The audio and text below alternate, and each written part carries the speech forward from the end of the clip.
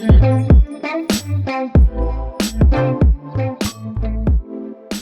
right. Hey, everyone. This is Dr. Zachary Hill. It is December 5th, 2021. This is episode number 3 of the Skin and Bones podcast. I'm Dr. Zachary Hill, the bones part, and this is Dr. Peter Gust, the skin part.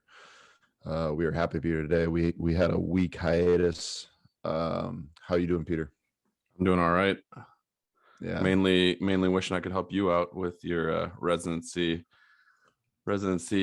day in and day out work life.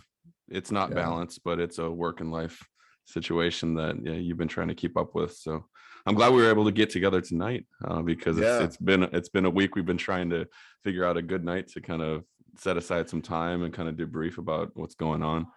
And this is for everyone out there who you need to find someone who is really willing to go through this roller coaster of residency with you in your life. Because every night we're like, yeah, we're going to do it tonight. And I'd get home at 9 o'clock and it's, 11 o'clock your time and you got work tomorrow. And, it's like, once you get home, it's not like your job ends. You got to check all your patients. And then if you're on call that night, but even if you're not on call, you have to check to see what came in to get an idea of what's like going to happen. And then you get at 4:30 in the morning to check to see, what came in overnight, what do you have to go see for your consults in the morning, talk to the overnight resident, it's just. And right now, my junior resident, bless his heart, he's on vacation and he deserves it. And so it's just me running the ship. And so it's just a lot of work. And just had a really long week and didn't get to see Megan that much. It's been a rough weekend. Like, honestly, I was just taking a nap for the first time before this. And Megan goes, oh, so after 12 years, you're telling me your body's finally failing on you? And I was like, yeah. And she goes, okay, good. Okay, good. Oh man! Like, first step to having problems admitting there is one. yeah. You're going through all the residency stuff, and I'm definitely my numbers are picking up. It's getting busier as far as patient load goes. We still gotta get at least 10 to 15 patients more a day to get up to like a full load for dermatology at least. But this past week was the busiest week I've had, a few months since starting working. So, but it's nowhere near what you're going through right now, man. I'm feeling you. Yeah, and I mean that, like, we talk about what we want to talk about before this, and we write down stuff throughout the week, and just taking care of yourself throughout residency, no matter what that means, and listening to your body. And for such a stubborn and hard-headed person like me, that's been really challenging. Yeah, and I wonder when it kind of hit you, right? Like, it wasn't probably until this year where it's like, well, I really need to take care of myself mentally, emotionally, spiritually, physically. And part of the mental emotional part is having this podcast and talking to you about things, and it's been great. And that's what our friendship's been, and that's why we're such good. Of course. But I think that, like, I've never been one to take naps. I've always been raised like, you don't take a nap, you just go out there your day. And I was like, I need to lay down today, and my body needs sleep. And it's one of those things that it all depends on when you find it. But I think that there's a point. There's some people who don't need it, and I don't know how those people do it. And they're probably the most impressive people. They just have an engine that never shuts off. Yeah. And I was wondering, like, what were your things that you found in residency to cope with that, to get through it? And I'll talk about mine, but what were your things that I kind of turned to in order to kind of maintain some semblance of balance? Basically, I mean, I've been since I started medical school, a believer in just exercising every day, pretty much. Well, at least 20, 30 minutes. It doesn't need to take a huge amount of time, but once you get addicted to kind of the endorphins that you're getting from exercise, and you're relying on that to kind of function even the next day, kind of looking forward to it throughout the day, just a few minutes and kind of just rest up. It's not even resting up, you're working out, but it feels like you're getting to let go of everything at work. In med school, I ran every night around Loma Linda, which probably wasn't the safest thing in the world because we always had some interesting people kind of wandering around the hospital. But running a couple miles every night with some buddies when we used to live at the house with 5 other guys, trying to corral a couple of them to come with me. Shout out to Tony Panette, who usually would come with me. T-Bone himself. T-Bone. Tony Panette's a general surgeon. And fantastic at it. So shout out to him. But he and I would run a couple miles every night and just talk about our day, kind of like what Zach and I are doing with the podcast here. Yeah. During the pandemic, I was kind of going nuts a little bit, so I got a Peloton bike, and it's really been a huge positive impact as far as just getting on that thing. I could do flashcards, I could study while I was on it, but as long as you're getting your heart rate up, you're kind of clearing your mind at the same time. That was one of my outlets. Other things that I did were probably just setting aside and planning out days where I was actually going to be with Cynthia and try not to talk about work, try not to think about work, kind of get in the mode of actually separating your work and your home life, which is easier said than done. But kind of the planning aspect of it. And people will do this in whatever job you have. We're going to talk a lot about medicine on this podcast, but we know that there's people who are like working like crazy in other fields too. And basically staying at the office super late, having crazy demands, bosses contacting you at home, all sorts of stuff like that. And we know we're not the only ones, but just kind of talking about some of our outlets, and hopefully that can help you guys out. I would go to the driving range, play some video games with friends. Video games actually have been a huge way where I've kept up with a lot of my friends from medical school, a lot of friends from college, where we just get on, and it's not necessarily about how good we're playing the game, because we're getting dominated by 12-year-olds every day. But it's just the fact that you're on there kind of talking about like, hey, what's going on? Oh, you're buying that practice. Oh, you just got a promotion, that sort of thing. Just trying to keep connections and relationships going and kind of fellowship with people. Daniel Joe, one of our great friends from medical school, was all about fellowship. He could care less what score you got on a test. He wanted to just hear about it. So, I mean, shout out to Daniel Joe, who just passed his pediatric boards as well. There you go. He reached out to me this week, but that was one of his things he's always been about. He would rather just kind of pluck around on a guitar and he was like one of the best listeners that we've probably known in our lives, as far as I'm concerned. And I took a genuine interest in kind of hearing about your day. And I've kind of found a lot of meaning as far as like listening to other people, because I'm a terrible listener. And it's something that if you don't understand it's one of your weaknesses, you can't really work on it. I don't know. That was a lot of different ramblings, but yeah, well, that's another reason why you get married, because our spouses are very good at picking out our weaknesses. Oh but boy. No, I totally feel you. I mean, I work out, oh my gosh, probably like 5 times a week at least, for about an hour at least a day, like a good. But I've always been that way. Sometimes like you get so busy in surgery that, in orthopedic surgery, where usually around 8 to 10 pounds of lead. So, after surgical cases, you're pretty much sweaty. It almost feels like you have a workout in a day, but you still do it.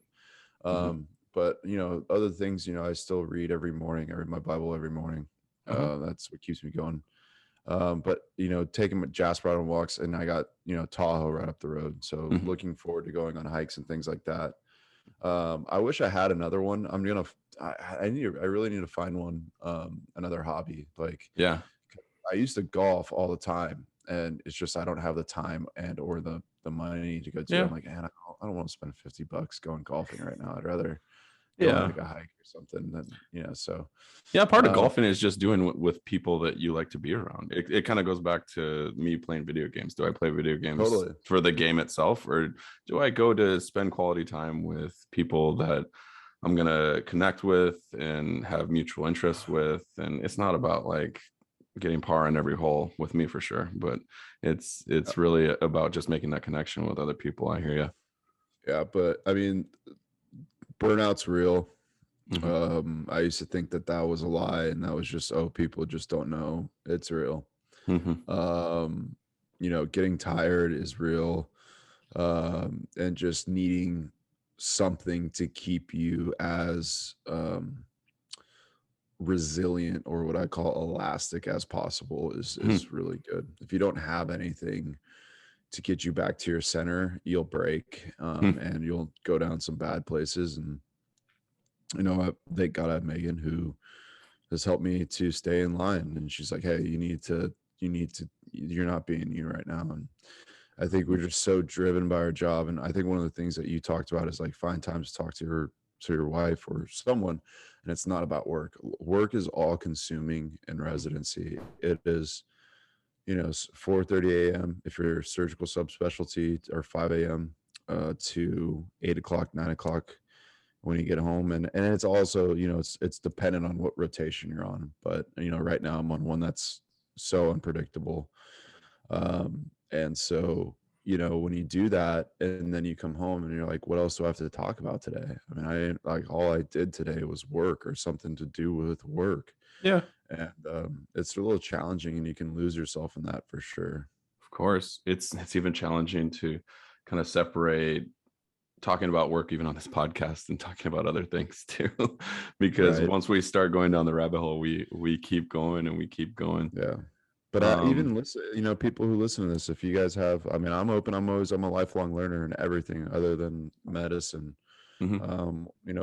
Post what do you like to do outside of it? Like I said, I'm looking for hobbies. I'm looking for things to do that sound, like I'd always love to do woodworking, a lot of, things like fishing. But I'm out there. I'm looking for ideas of something that might spark my interest, because, it's getting to the point now where, I'm about to take the next step in my life and go into fellowship and, find something that I really enjoy doing that I have to look forward to other than spending time with my wife and working. It'd be nice. Yeah, exactly.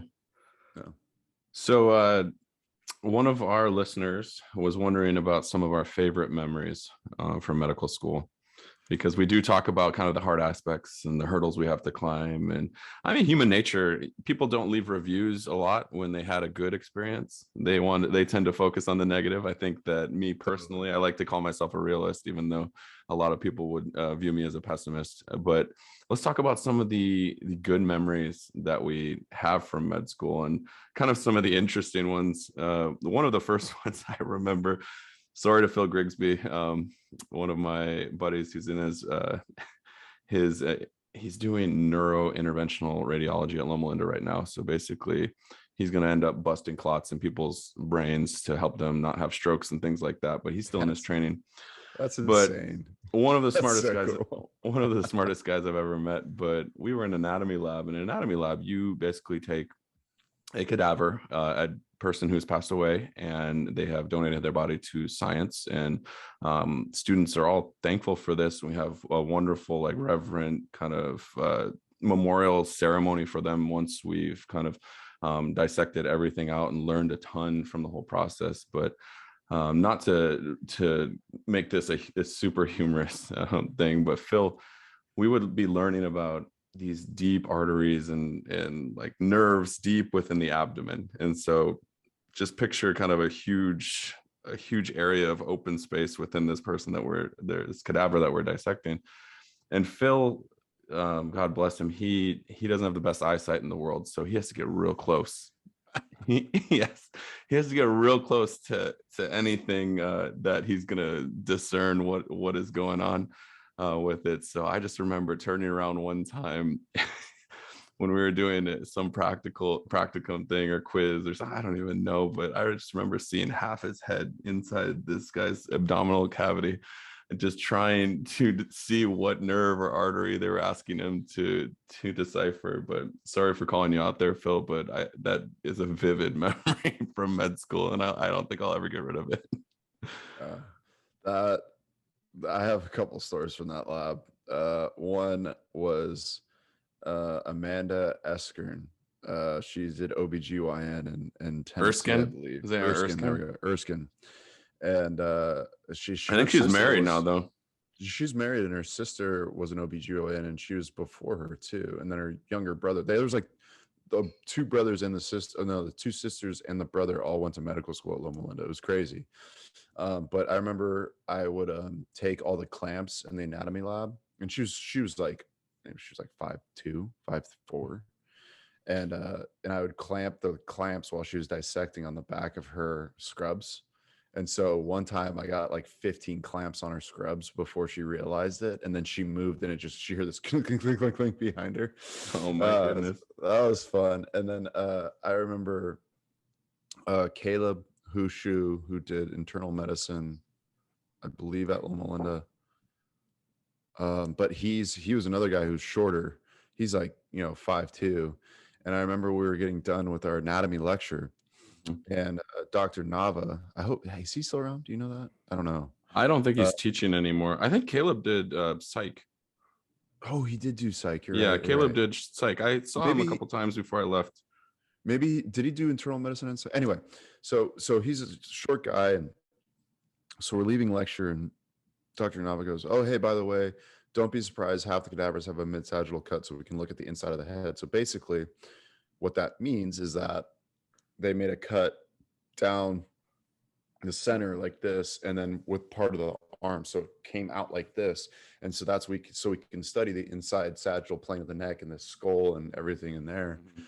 But I didn't really understand what that meant, and so we go to lunch, and then we go to anatomy lab, and the first thing I see is Caleb, who's probably like this 5'2" guy carrying half of this body around with just the half of a head and an arm, and I'm like, Oh where my goodness. am I right now? Like, this is crazy. And I know people who are listening to this who aren't in medicine are probably like, oh my God, but how else are we going to learn about the anatomy and see it? And it's one of those things where it's kind of like the first time where I was like, whoa, like what we are doing here is not for everyone. And it's like, but it is anatomy. It's human anatomy. We have to know it inside and out. And Yeah, for people who are in ENT or neurosurgery, that's huge for them, right? Or plastic surgery. Yeah, you can't replace it. No, but for me, like I think orthopedists are glorified anatomists because we operate on every part of the body with the exception of the face and skull. Cervical spine, thoracic spine, lumbar spine, pelvis, all extremities. I mean, we have to know our anatomy inside and out. But I think my favorite memories of medical school is when we were studying for boards, and we'd sit at gosh, who lived in the house? It was Tony Bronson lived there. No, Tony Bronson didn't live there. Tony lived there. Justin lived there. Darren lived there. Daniel Joe. And we had like 5 guys living in one house pretty much. And and we'd meet, and this is in the middle of studying for step 1 boards, and we would sit down with like, I don't know, 8 guys there, and we would just all be studying in our own zones, and then someone would like pop their head up and just be like, hey, what about this question? Everyone would like stop what they were doing, and then like we'd all talk about it for a little bit and go back to studying. But I mean, we would stay there. It's like 2 a.m, like multiple nights a week. It's hard to, and but we had, it was more than just that. We'd have some beers at the end of it. We'd talk about life, and I mean, and those were just some long nights. But I mean, there's a good group of guys that we did it with, and I really enjoyed it. Yeah. Definitely get to form a bond throughout medical school. One of the funniest or one of the most interesting stories I remember is when it was my first rotation at the VA, and my patient, he had this really bad leg infection, some pretty severe cellulitis, and he was getting treated for that. It was getting better, and I just remember rounding on him, and I went in there, and this man thought he was Tony the Tiger. So I walked in and I was like, how's it going, so and so? How's your leg feeling? And he proceeded, he's like, it's great. And then the entire time I was in there, which was probably like 10 minutes, I was in there for 10 minutes, and the entire time he was like, I'm great, it's great. And it was Tony the Tiger, and it was the best. And I asked him, I was like, what's your name? And then later on I found out he had some other psychiatric stuff going on. But this guy was cracking me up, and he was having the best time. He's like, you guys are so great. And that was one of the things I'll never forget. The VA, that place had I did my inpatient psych rotation there, and there was a guy who was there for he was there for a long time, and this guy probably should have been there. I mean, he was an interesting guy. He was very psychotic, up and down. He had to get multiple times restrained and injected, and I mean, he had a lot of issues. And I remember that he had been fighting to sit in front of a judge to get released on habeas corpus. And so his date was coming up, and he said, hey, I want to show you what I'm going to read in front of the judge. And I was like, okay. And so he wrote it down, and I was reading it, and I'll tell you what, man, the first 2 paragraphs were like, okay, like this is who is this person here? And then the last paragraph said, you can ask the security guard on the incident of this date that I was laying on the ground staring at the ceiling, dreaming of unicorns. And then it was a whole nother 3 paragraphs about unicorns. And I was like, oh, you're so close. Just stick to the first 2 paragraphs. Oh man. Oh and man. It was just like about unicorns. And I was just like, oh, come on, you got it. You got it. Yeah, we had some good times. There was the first place I lived at, it was just me and Darren, one of my best friends. He's a dentist, lives out in Colorado right now. Him and I were living at this place, and then Daniel Joe, the guy I mentioned earlier, who's med peds attending at Loma Linda now, he would always be over at our place, but for whatever reason we found it necessary to all buy airsoft guns. And so we were studying guns. No, they were airsoft guns. Yeah, like yeah. You guys, I hated coming over to your house after that. Oh my god. Yeah, because we all had like airsoft guns. How old are we? Oh, don't worry about it. I missed this. I'm about to buy another one. No, but we in Texas, buy a real one. Oh, I don't need one. It's okay. Where was I? Oh yeah. So Daniel would come over to visit, and he wouldn't suspect anything, and he would just see an airsoft like pistol by all my study stuff. We were studying like renal physiology or something, and so you just see these like microtubules and everything drying out, like which electrolytes were going in and out. And then right next to it, the gun was there, and I was like, arm yourself and prepare for war. And so we'd be hiding behind the couch, and we would just like ambush him every time he came over. Some of the fun times to just like mix in between all the madness and the serious stuff and the pressure you have to not miss 1 or 2 questions on each test. And this isn't a joke. Like, we would take tests, and if you miss more than 2 questions, like, it makes a significant difference. Like, this isn't about passing. It's like, but I think we were just very competitive people. That's part of it. Yeah. We were you are an extremely competitive person. I don't think so. I don't know. I'm not. My gosh. I'm pretty easygoing. Yeah. Sure. But I mean, medical school, I liked the first 3 years. I thought the 4th year was, once we got into the clinical things, I think with all the med legal things, I mean, rewind 20 years ago, med students were the first page, and med students worked a lot, and they actually did a lot, and they documented a lot, and they did procedures. Now it's almost like glorified shadowing, and it's really a detriment to medical students. But I mean, I just think that the way that medical education is going needs to be reevaluated. We need to do a podcast on medical education, like just on medical education. Maybe a couple. I think that the skills and knowledge base that medical students have now are just not what I would imagine they would be. And so, I'll leave it at that. But medical school is a lot of work, but isn't it funny, like, how you think that like whatever you're doing is the hardest thing in the world at that time, and then you're like, once I get to here, it'll be better, and then you get there and you're like, oh my god, that was so much easier. Like, medical school is so much easier. Now I'm a resident. This is so challenging. You're like, oh, I can't wait till I just get to my fellowship, which actually everyone tells me fellowship year is the best year of your medical career. So I'm looking forward to that. Let's get you over there. Yeah, right. And then, but then it's like, oh, well, once I'm once I'm done, it'll just be so much simpler. And I'm sure there's different challenges that you face, I mean, everything has its different, different set of challenges. I was talking to one of our residents who's here, Trevor Shelton. He's doing a hip preservation fellowship after he did a sports medicine fellowship at Southern California Orthopedic Institute. Now he's in Colorado doing a hip preservation fellowship, and he has 3 kids. And I was like, man, Trevor, like, I'm just trying to be a good husband. Like, how do you have 3 kids and be a husband? He was very wise. He's a big guy, always spoke very soft words. And he said, you know what, Zach? He goes, it's not in your view. It's not in your paradigm. You can't imagine it because it's not your reality.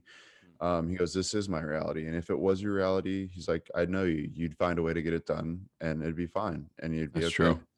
you know? And so Yeah. it's like one of those things where it's like, you just need to accept what you're in right now and build upon what you're in to be the best person you can be. Yeah, that's true. So, That's a great point. A lot of our expectations 98% of the time are not going to align with our reality if we are placed in a certain situation that we haven't been in. yeah, A lot of I think that's it's, just going to be based on your upbringing, your motivations, your what you find important in life, and all that comes into play. And habits. I mean, your habits you built at a young age, that's going to come yeah. through when you're placed in a situation that you're uncomfortable with. It's kind of interesting you brought this up because I don't know. I kind of was thinking this past week. I wanted to get your thoughts. What are your thoughts on the term we hear over and over again, "fake it till you make it"? And As far as professionally, or any sort of thing in any aspect of life, fake it till you make it, and what so positives and what negatives come from that. I think, but that motto, we talked about it on the first episode.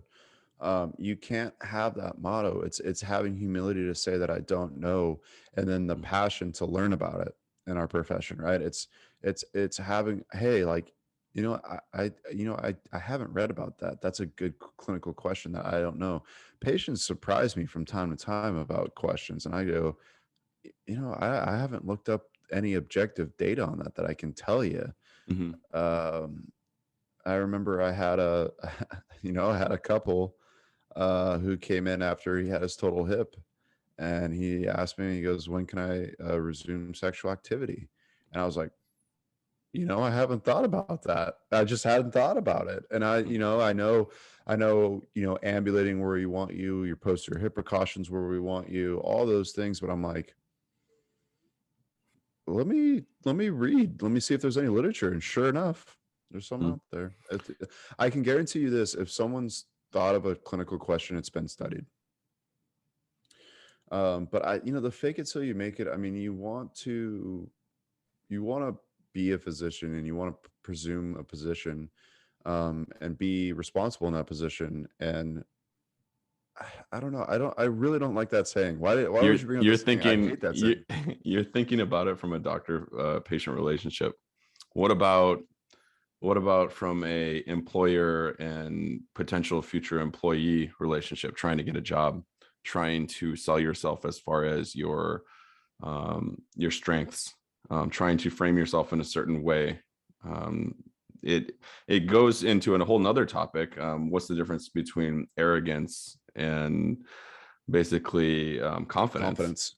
Yeah. How do you decipher between arrogance and confidence? And a lot of that you can basically put into the fake it till you make it situation, but you can apply it to different scenarios in life. You're coming at it from like a doctor patient relationship. I hear what you're Yeah. saying.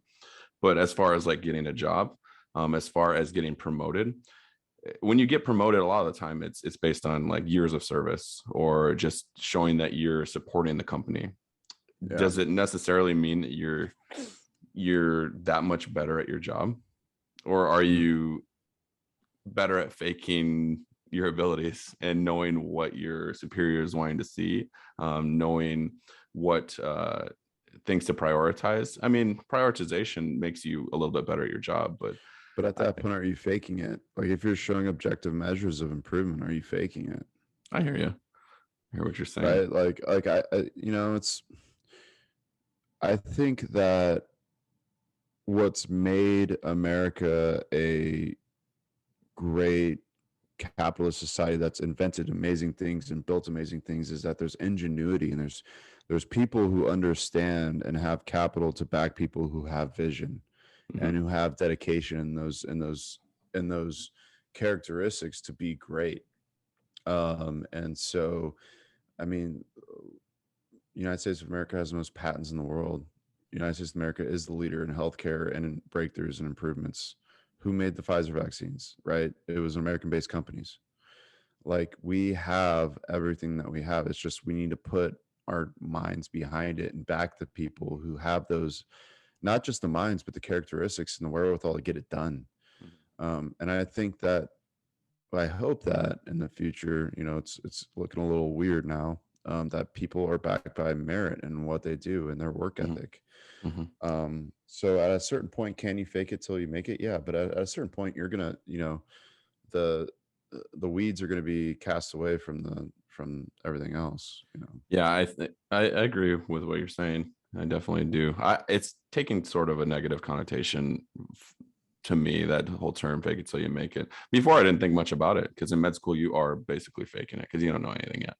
You don't know anything. So I mean, I think it applies to certain stages of medical education more than others. Where we're at right now, we're okay looking at patients and being like, hey, I haven't thought of that before, but let's get to the bottom of it, like we've talked about in previous episodes.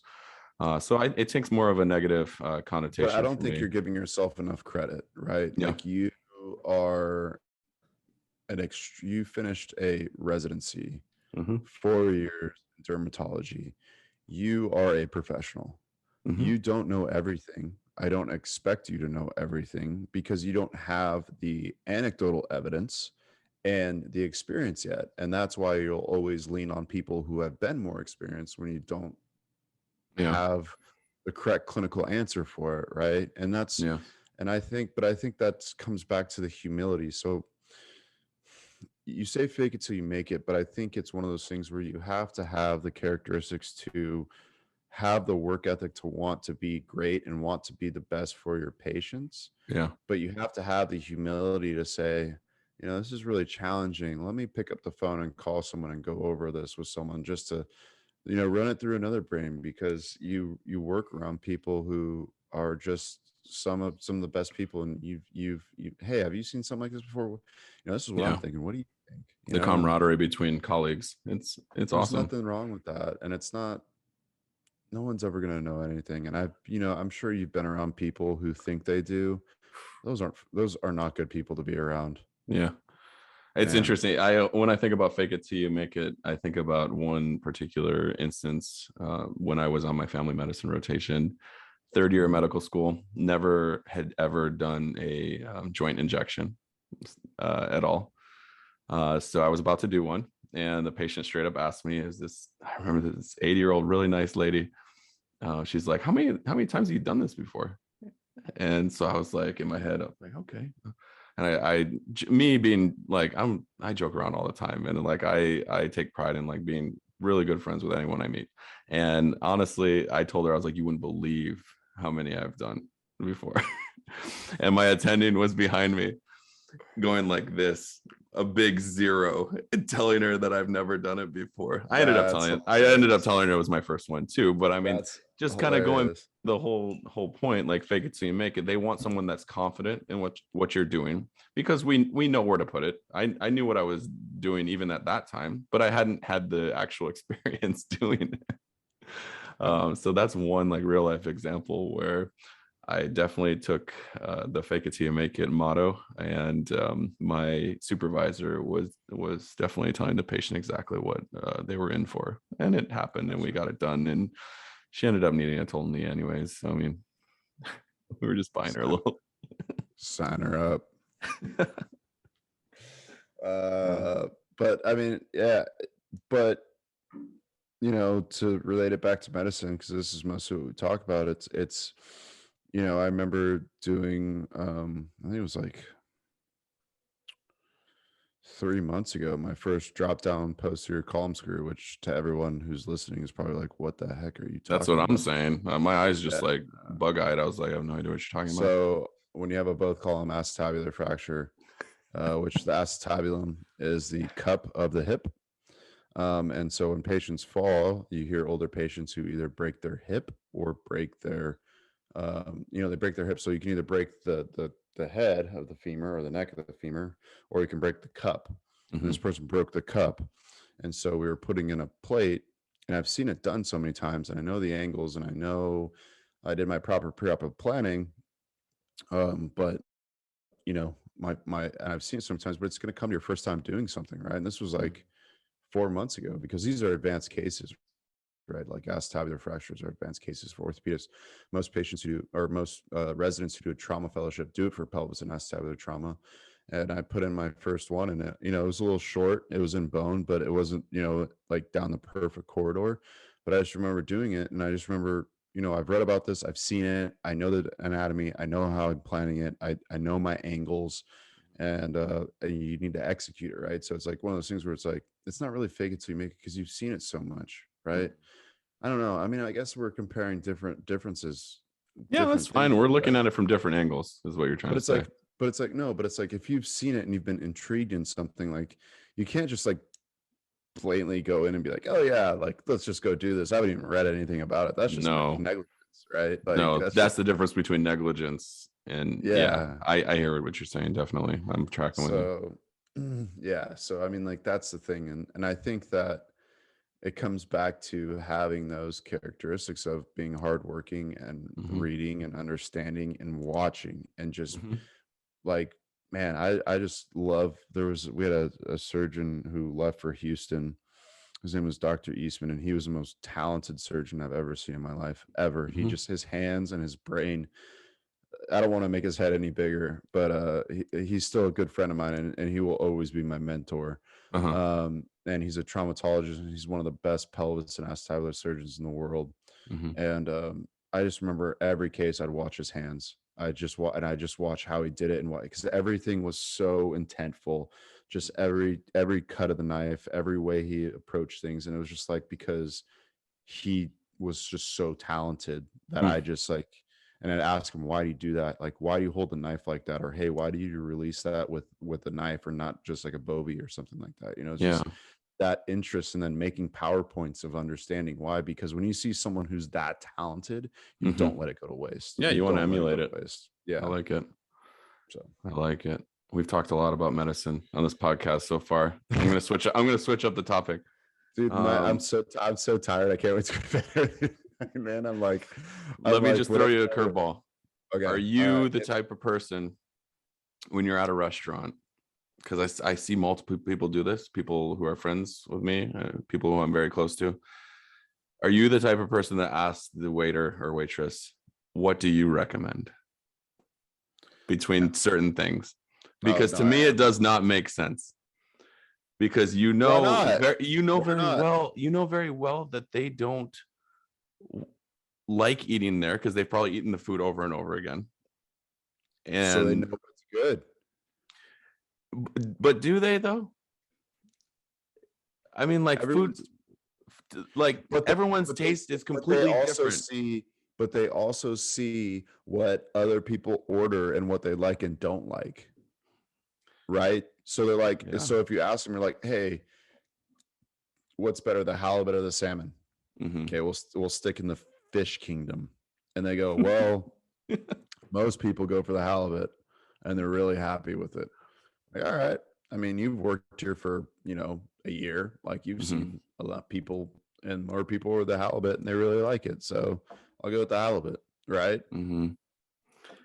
In that same breath, do you think it's a cop out for people who can't make decisions for themselves? I know this is Wow. completely off topic because sometimes I'll be Do you think it's sitting a there. cop out? I'm No, just it's not. like, It's not a cop out. Why is it a cop out? I don't How know. is it a cop out? It's not like you're Do you like, think okay, about people's personalities different if they ask the question? Do you kind of think I about, always oh, think what about is their people's personality? personalities. I always think about people's personalities. Uh-huh. Yeah. I mean, like, if you drink a glass of wine with your finger out, I'm thinking about you in a completely different nature than anyone else. But anyway, but like, I mean, if you sit down and you're like, you're like, I looked at the menu. What do you recommend? Like, that's Mm-hmm. one thing. But if you're like, man, I really want a chicken dish, but there's Mm-hmm. chicken pasta, there's stuffed chicken, there's a Mm-hmm. nice looking chicken salad, there's, chicken roasted, fried chicken. Like, what do you Uh-huh. recommend? Right. Okay. So you've I whittled get it that. down. You've whittled it Yeah. down a little bit. You've kind of made a couple decisions about what you're in the mood for, and you just need a little bit more to kind of push you over the edge to fully Are say, you "Hey, like, I want." are you gonna like introduce an app that's like, hey, the what do you want for dinner app? Like, are we sponsored by what do you want for dinner app now? No, they already Okay. have apps like that, dude. I mean, I wouldn't doubt it. Yeah, they already That's have the apps like biggest. that. We went from drop down posterior column screws to, hey man, do you ask a waiter or waitress for That's what we for are. We're going to talk about whatever we want. Oh my Because gosh. I've seen it multiple times and I needed to talk to somebody about this. I'm glad you're talking to me about it, but what? Okay, tell me the instance. Now I'm intrigued. What happened? Oh no, What? it hasn't been anything recently. Okay. It hasn't been anything recently. I But from usually, like my personal anecdotal evidence, most of the time the people end up not liking what the waiter or waitress recommends. I usually go out with intent. Like I go out and I'm like, that's what drives me nuts is when you ask your spouse and you're like, "What do you want for dinner?" And you're like, "I don't care." I'm like, "Oh." You're And so then you pick 5 things, and they're like, "I don't want any of those 5 things." And they're like, "I want, you know what I want? To Mhm. strangle you. That's what I want to Yeah. do." Oh boy. He That's doesn't actually mean that. He doesn't actually mean I that. don't. To the No, FBI actually, listening to this right now, he doesn't actually mean that. I actually think that in a healthy relationship, if you don't think about strangling your significant other twice a month, it's not that healthy. Oh my goodness. Where are we going with this? On a separate I think equally Megan would agree too, actually. I think Megan would totally agree. yeah, on a separate equally off the radar topic, I made Cynthia and Christy Bovey, one of our med school classmates who's visiting right now, try eggnog for the first time. And my family grew up drinking it and mixing it with Sprite. So I had them try that and they actually like it. So that's an interesting thing. If you haven't tried it before, it's like melted ice cream. And I did, yeah. So that's what's happening right now too. You know what I really enjoy for any time of the year? You pick your favorite scotch and or whiskey and you mix it with Coke or Diet Coke, Pepsi, Diet Pepsi, and it's delicious. It Yeah, is delicious. I hear you. Are you are you able to sit up right now? Yeah, Are you no, I'm okay? fine. You're tired. I know you're I'm just tired. exhausted, man. It has been a long week. And yeah, it's getting down to like the end of residency and just this week kind of killed me, man. I'm not gonna lie. No, I And know. the, and the funny I've thing for been people aware of it. listening, yeah, for people listening is like we've tried to do one last week, but it didn't work out. Every night I was getting home late. I don't know what to say. No, it's fine, and we're always going to play it by ear because this is one of our hobbies. This is an outlet for us, and this is a chance Yeah. to connect with people and on a level that we don't necessarily know how to connect with other people for a long time because we've been so absorbed into medicine and medical education, and we'll talk about it a lot, but we really want to hear from our listeners. I got a lot of other feedback that we didn't get a chance to really talk about today, but we'll try and incorporate it in future episodes. I want to make sure that we're listening to your opinions and your feedback for sure. For anyone who's reaching out to any of the Skin and Bones social media, I definitely will try and hit as many topics as we can, but at the same time, just kind of talk about some random stuff too. Yeah. So I mean, if someone wants to talk about posterior column screws, let's do it. Oh, we're looking forward to that. I think the majority of our listeners are still wondering why orthopedic surgeons wear so much lead. It's basically because they're using X-rays all the time, and the lead blocks the X-rays from doing harmful stuff from them, and it's really heavy, and it looks like an apron. Yeah. And they got special cool glasses that they wear too, and they're Yeah. super neat. Gets really sweaty. Oh my god. Yeah, Oh but man. we take it, X-rays are portable X-rays is like a flatbed. We use something called fluoroscopy, which fluoroscopy is it comes in the shape of a C arm, which looks like a giant C. So you have your emitter of radiation and your detector, and so you can actually manipulate the X-ray throughout it. And so it's a lot of X-ray, and X-ray is actually exposure over time. So you want to limit your exposure over time. So you can get thyroid cancer, you can get cataracts, you can get testicular cancer, you Yeah. can have issues with actual reproduction from if Yep. you don't wear lead. So that's why Yeah. we wear lead. It's just for our protection. Yeah, you're talking about cumulative doses, and we do the same Oh, thing with steroids. Steroids are necessary for a lot of inflammatory skin conditions, but your total cumulative dose is going to affect how many side effects you're going to get from them. Because I talk to so many parents worried about treating their kids' eczema, treating anything, and then probably the top 2 mistakes when treating eczema is under treatment. And I just have this conversation over and over and over again. So for anybody listening, make sure you're using topical steroids appropriately, but they're necessary in certain instances. Yeah. Well, that's my PSA. I had a lady come in, and she had a weird syndrome, and she was talking about, things that I've never heard of before, and she was going to go to Italy for it, for these infusions. And we talked about, alternative medications last episode, and but it was one of those things that I just pulled out she had a lot of interesting questions. She said she did some research. I actually found some double-blind randomized control trials, which is the highest level of evidence you can have. And actually, there's 2 of them from reputable journals that showed good outcomes. And I said, I can't speak to this because I've never practiced it, but I can tell you that there's 2 published articles based on, this that it says that it's safe and actually has good outcomes, but I don't know. And so you got to take it with a grain of salt. But the big thing is that all these places in Italy that were selling these infusions were like, it's 100% effective. There's no side effects, yada, yada, yada. And I was like, that you need to take with a grain of salt. How do you feel about, have you ever found, had patients come in and say, oh, there's a miracle out there and it's 100% safe and it's 100% effective and nothing, all these things? And you never had that? No, I've had that. It's just nothing's that. Oh, nothing that way, right? Yeah. No. Even our most proven treatments, it's never 100%. If you're ever wondering if medicine is black and white and 100%, it's not. There's one thing that I can tell you that is diet and exercise and take care of yourself emotionally. If you do those 3 things, you will probably live a healthy life. God willing, you don't get cancer or something like that, but you'll have a better, healthier life if you just eat well and exercise. I hear you.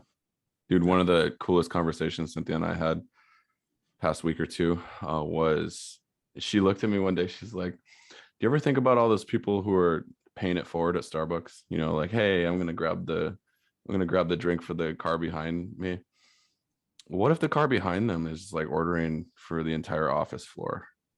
Like, it's just like Uber Eats and you wake up to like a $3,000 bill. So ever think about that?